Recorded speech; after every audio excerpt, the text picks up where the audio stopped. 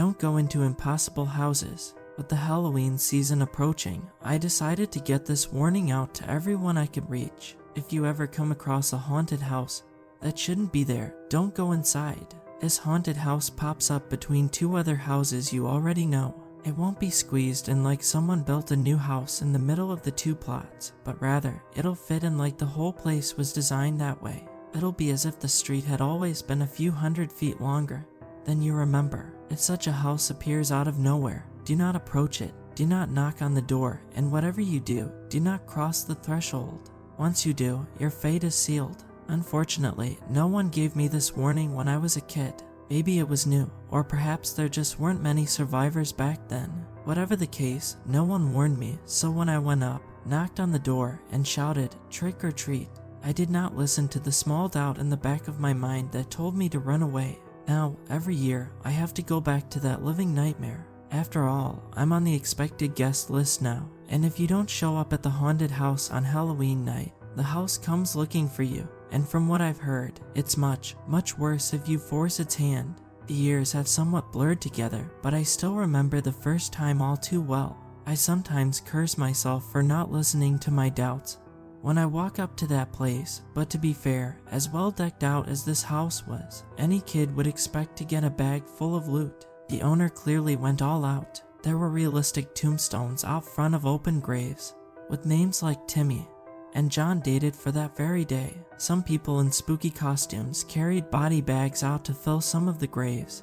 As I walked up, I even remember wondering how often they pulled the bodies back out to repeat the show for trick-or-treaters like me. When you knock on the door, a man I named the ringleader in my head opens the door and invites you inside. Any sane person would probably take one look at the guy, turn around, and walk away. He looks like someone stapled skin directly onto a skeleton with no thought of where musculature or fat should exist. His eyes look like they're so loose in his sockets that if he leaned too far forward, they'd just fall out and roll around on the ground. His teeth were yellowed and broken enough to give any dentist nightmares for weeks to come, and he wore a baggy, faded suit complete with long tails and a top hat. On your first visit, the ringleader will ask you the same question you've probably heard 1,000 times before. And what are you supposed to be? This is actually one of the few breaks the house gives you. You see, you get one benefit based on what you are. For example, if you say you're a pirate or a ninja, that cheap plastic sword you came in with will become real. A dragon might get actual claws and scales, and so on. At the time, you might think this is cool, but it's really just a chance for the house to make the game more sporting. And if you manage to survive, you'll be that same thing every time you return, until you finally lose the game. Now I know what some of you are thinking. What were you dressed as when you showed up? Honestly, I don't remember. That may seem like it doesn't make sense, but let me explain. You see, while the other kids around me were shouting things like, "I'm a soldier," or "I'm a princess," I just stood there, frozen in fear. The part of my brain that should have kept me from crossing that threshold finally kicked in, and I could tell that this man, no, this monster, was looking at all of us as though we were nothing more than slabs of meat. The funny thing is, everyone always talks about the fight or flight response, but many people fail to realize that there's a third option that your brain can pick to override your thought process, and that's freeze. So when the monster, literally wearing human skin, turned to me and asked, "And what are you supposed to be?" I froze. After a few seconds, he grinned and answered for me, "I see we have a coward." At the time, my face burned in shame as the other kids in the room laughed at my new title, but that was the luckiest thing that could have ever happened to me. You see, over the years, I see fewer and fewer familiar faces coming out of the house when I show up for my run. In fact, I've only seen one other person I know in the last 5 years, but we'll get to him in a bit. Nowadays, when I show up, the ringleader checks me off on his list and glowers when he says my title, the coward, and I can't help but grin smugly at him. It's probably not wise to provoke the house that way, but in all these years, the ringleader has been unable to win our little life and death game, and it's all thanks to the title he gave me. Like many haunted places, this house has some rules. Thankfully, it's not a long and complicated list designed to trip you up through sheer complexity. There are only 3 simple things you need to know. The first rule is the wolfman is in the basement. This is important because despite how innocuous he sounds, the wolfman is quite possibly the most dangerous obstacle the house has. He's immortal, insanely fast, and impossibly strong. Once he gets your scent, you just have to hope you're close enough to the basement stairs to climb them before he catches you, and if you're not fast enough, you're food. Most of my closest calls came from encounters with the wolfman. The second rule is to escape the house. You must first find the heart of the house. The heart is in a different location every year, and no one will tell you where. You just have to find it, touch it, and get out. This is where being the coward comes in handy. My benefit is I get hunches. Those hunches might be about a new monster or room you encounter. Best of all, they might tell me where the heart is located. The problem is, it's just a hunch, and it's far too easy to let my hopes or fears get in the way of a hunch. But over the years, I've learned to trust my gut. It's a lot smarter than I am. Oh, and the third rule, it's even more straightforward than the other two. If Mr. Hyde joins the hunt, everyone dies. That's it. You just have to hope and pray that Mr. Hyde decides to sit out another year. You can do a few things to mitigate that risk, but I'm getting ahead of myself. The rest of my first year was pretty forgetful, relatively speaking. There were some ghosts and zombies to run from, and the heart was in the kitchen. I don't even remember seeing any kids dying that time, but I do remember that while all the other kids were laughing and joking while running through the house, I noticed that those zombies looked just a little too real, and the blood and gore some of them had glistening on their lips looked like it might have belonged to those body bags out front. Maybe the house was taking pity on us because we were just kids, or perhaps it wanted to let our fear simmer a little before it went all out. Over the following years, I saw some of those same kids again, but eventually, all their grins turned grim, and the laughter disappeared. That's more or less what it was like for a few years. I ran through the house, got to the heart, and ran out. Once you reach the threshold and start leaving the yard, there's just one last obstacle. There, sitting on a bench you never see when you're approaching the house, is a being of pure malevolence. He looks like an oversized man with arms that are far too long for his body, and always has a grin that would be goofy if it weren't so evil. This is Mr. Hyde. You must look at and acknowledge him, usually with a head tilt, then look away, and pray he decided your fear is enough that year. One time, I stared just a little too long, and he stood up and followed me to the yard's edge. The whole time, I could feel his hot breath on the back of my neck, and I knew that if I so much as picked up the pace or turned around, I was dead. Another year, I saw him sitting there with a corpse in his lap. He'd shoved his hand through the back of its skull and was using it like a puppet to make crude jokes and laugh at all the victims walking by. By then, I knew it wasn't just a prop, and I wondered what that poor soul had done to attract Mr. Hyde's attention. Maybe nothing. Perhaps it was just an unlucky day for the poor guy. I try not to think about Mr. Hyde too much. I get the feeling he knows when you're thinking about him, and I prefer not to attract too much of his attention. When I was 14, I made the biggest mistake of my life.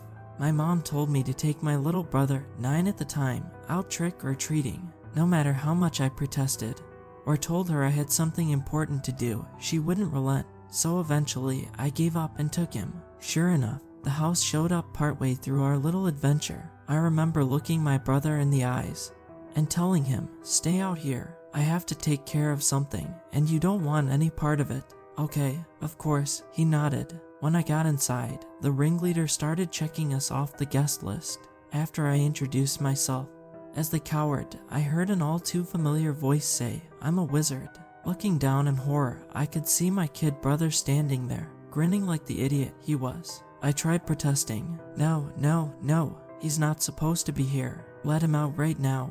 But the ringleader grinned and answered, "All are welcome in the haunted house, and the only way out is forward." He motioned us through. The first bit of our run was pretty standard. There were a few zombies that were easily dodged, and this time, the heart was on the second floor. While climbing the stairs, giant spiders jumped down and grabbed people, then dragged them up into the rafters as they kicked and screamed. One came for my kid brother, but with a swift kick, it fell to the floor below. As the nightmare on 8 legs started scuttling back up the stairs, we ran up and closed ourselves into the first room available. But of course, there's no such thing as a safe room in a haunted house like this, and sure enough, As we turned around away from the door, we came face to midriff with a living shadow. It stood tall enough that it had to hunch over in a room more than big enough to house even the tallest NBA players comfortably. I call it a living shadow because its skin seemed to absorb light, creating a void wherever it was. I remember it reaching out and grabbing me, and my skin burning from the extreme cold of its touch. But then my brother decided to take advantage of his gift, and I kid you not, he held out his hand like a finger gun and shouted, "Bang." To this day, I have no idea how it worked or how he knew it would work, but the thing screamed and dropped me, clutching its arm like it had been shot. We kicked out the door, which thankfully slammed into the spider that had been chasing us, stunning it as we ran to the end of the hall, wherein lay the master bedroom and the heart of the house. The heart is a very literal heart, by the way, about the size of a large dog, usually visible through a crack in the wall. I've seen people stab it, shoot it, burn it, and do just about anything else you can think of. And while the damage sometimes looks impressive, it always comes back the next year as if nothing happened. In this case, we merely tagged it, ran back into the hallway, vaulted the banister rather than trying the stairs again, and ran back out the entrance, home free. Of course, now my brother has to run the haunted house every year. We make a point to go together, as between my coward hints and his magic finger guns, we seem to have a pretty strong advantage against whatever the house wants to throw at us. But that's not to say we don't have our close calls. 2 years ago, the heart was in the basement, and you remember what's in the basement, don't you? For most veterans, the basement is the last place you look, only after you've cleared the rest of the house. But when my gut says to go downstairs, that's where we go. It went pretty much like every trip downstairs goes. The place is filled with junk piled taller than me, and smelled of cement, exposed carpentry, and mildew that many Midwest basements seem to have. The layout also changes every year, so you are stuck kind of shuffling about, hoping you stumble into the right room without being caught, listening for screams, and trying to go the other way. This time, we got to the heart without incident, which was good, but the wolfman started chasing us on our way out. As I broke into a run, I could hear the wolfman right behind me, but I figured I had just enough time to reach the stairs, and then I tripped. Falling in the basement is about as surefire a death sentence as you can get in the house, and sure enough, in half a moment, the wolfman was on me. I still have the scars from where he cut my arm up as I protected my face and throat. My only consolation then was that at least my brother got away. However, not a moment later, the wolfman and I looked up in time to see my brother with both hands making his classic finger guns as he pointed right at the wolfman's left eye and shouted, "Bang." Let me tell you, seeing a full-grown man making finger guns and yelling bang with a straight face is quite the spectacle, but you gotta do whatever you can to survive that place. Now, the wolfman might be immortal, but that apparently doesn't mean he can't feel pain, because he sat up and screamed while holding his eye. I could see bits of his skull while blood and other substances leaked between his fingers. I didn't need an engraved imitation. I placed my feet square in the middle of his chest and kicked for everything I was worth. As the wolfman flew back, I rolled over and scrambled up the stairs, on all fours like a kid who'd just turned out the light. We both took a moment at the top of the basement stairs to laugh nervously before hearing an impossibly loud and engaged howl come from the basement. We decided not to push out luck any longer and got the hell out of Dodge, winking at the ringleader and nodding more respectfully to Mr. Hyde as we passed. That brings us to last year, when at least one of the rules got broken for the first time. My brother and I met up as usual. I smirked at the ringleader as he scowled at my title. We got past the starting zombies quickly enough. Seriously, who dies to those things? But then I got the feeling the heart was out back, in the garden. I was just relieved it wasn't the basement, as I didn't want to see the wolfman so soon after our last encounter. There was a glass passageway between the house and the garden, and this time it was filled with paper cranes floating gently on unseen currents of air, many of which seemed to have tiny rubies glistening on their wings. Of course, nothing in this house is ever innocent, and as we started walking carefully through the passage, the cranes began swooping, and every time they passed by, their wings glided across the skin, giving a nasty paper cut. That's when I noticed several bodies on the ground with pools of blood around them, apparently death by 1,000 cuts. Not having time to think, I raised my arms, covering my eyes, and charged forward. By the time I reached the end, I had probably somewhere between 20 and 30 paper cuts, all of which stung worse than a bee sting. But remembering the bodies in the room, it could have been much worse. What awaited us in the garden was a solitary figure, there, standing watch, as if he'd been plucked right out of an old Japanese movie, was an honest-to-God heavily armored samurai. His face was obscured by his mask, but I'm reasonably sure that if I pulled down the mask, the armor would have been hollow. However, looking at the bodies beside the samurai that had obviously been cut in two, I decided not to indulge my curiosity. Judging by the placement of the bodies, some had tried to fight and others had tried to run. My brother got ready to fight, and immediately the warrior's hand flew to his sword. But I placed a hand on my brother's shoulder and pulled him back, stepping forward to face the samurai myself. As the samurai slowly drew his blade, rather than fight or flee, I got down on my knees and bowed, deciding to acknowledge that there was little else we could do. "Oh great warrior, we beseech you, be merciful and let us pass." Yeah, it was a little flowery, I admit, but hey, when asking a ghost samurai to spare your life, sometimes you have to go all out. When, after a moment, he didn't cut me down, which I'm at least 45% sure was due to my actions and words, I motioned for my brother to do the same. After a few more moments, the samurai sheathed his sword and returned to his vigil, and we got off our knees and passed by, approaching the heart of the house. This time, the heart was standing in a glass cylinder coming out of a rose bush. Carefully opening the cylinder, we touched the heart, which was as warm and slimy as ever, before turning to leave. However, just as we did so, there, coming out of the glass passageway, came the one thing I least wanted to see at that moment.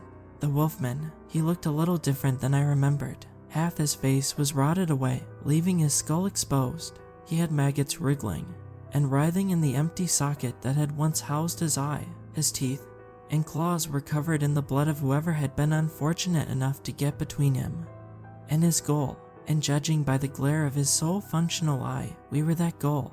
He stepped forward, crouching to begin his chase. Without the basement stairs nearby, I knew we didn't stand a chance of outrunning him. Unsure of what to do, I froze while my mind ran through what few options we had again and again. However, once again, my cowardice saved the day. As the wolfman charged forward, he was intercepted by the samurai. The sideways slash should have cut him in half, but the wolfman simply twisted and turned, bending his spine in a way that should have been impossible, before stopping to glare at his new obstacle. However, the samurai did not hesitate and stepped forward again, this time performing an upward slash even faster than his first strike. Realizing he wouldn't get past this annoyance without addressing it, the wolfman launched himself forward, latching onto his opponent.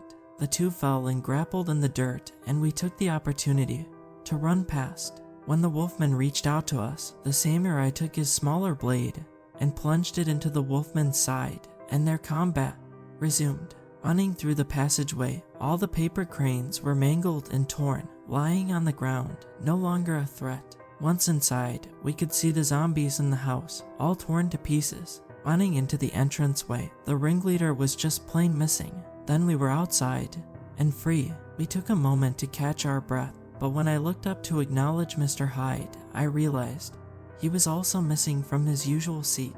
Then, the screaming started in the house behind us. Some screams always echoed out of the house, but not like this. The screams were tortured and often inhuman. They were also interposed without bouts of manic laughter. Looking at each other, we both nodded and decided to run. We could wait a year to find out what was happening behind us, and that brings us to this year. I don't know what awaits me at the haunted house this time. Maybe it won't even show up, but somehow, I doubt I'll be that lucky.